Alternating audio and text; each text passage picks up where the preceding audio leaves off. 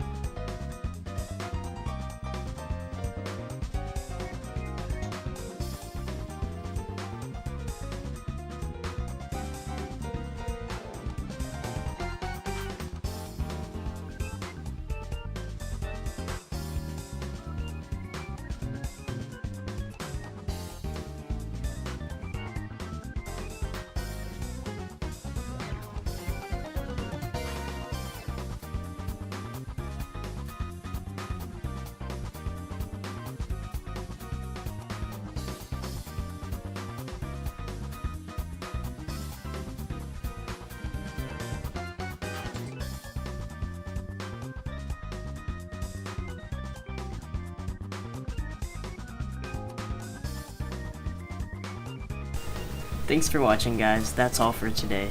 Stay tuned for more videos that will be out soon.